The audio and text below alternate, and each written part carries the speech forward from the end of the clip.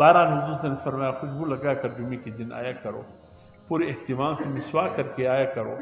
ہو سکتے جب مسجد میں آؤ وقت ہو صلاۃ التسبیح کی 4 رکعت پڑھو، نہیں تو جمعے کی نماز کے بعد پڑھو، صبح صادق سے لے کر کے اس دن کے غروب آفتاب تک تمہارے پاس فرمایا وقت ہوتا ہے، فرمایا جمعے کے دن سورہ کہف کی تلاوت کرو، جو شخص جمعے کے دن سورہ کہف کی تلاوت کرتا ہے اللہ پاک ان کو تمام فتنوں سے بچاتا ہے، خصوصاً فتنے مسیح دجال کی فتنے سے اللہ اس کی حفاظت فرماتا ہے، اور فرمایا جمعے کے دن جو سورہ کہف کی تلاوت کرتا ہے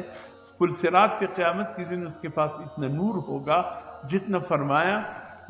فرمایا مدینے سے عدن، یعنی عدن یمن کی دارالحکومت جہاں یلملم ہے، جو وادی جو ہمارے لیے انڈیا، بنگلہ دیش، پاکستان، نیپال اور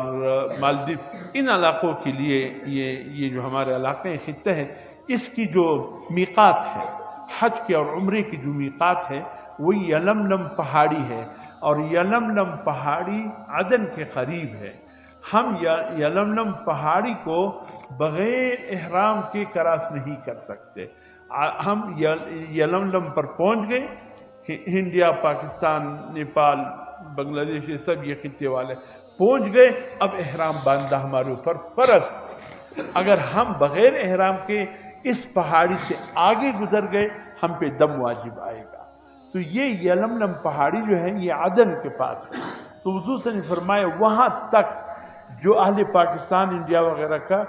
میقات ہے، فرمایا وہاں تک قیامت کے دن اس شخص کے لیے نور ہوگا مدینہ سے عدن تک پل صراط پہ، یعنی روشنی ہی روشنی ہوگی۔ سبحان اللہ، کتنا وقت لگے گا جمعے کے دن سورہ کہف کی تلاوت پہ؟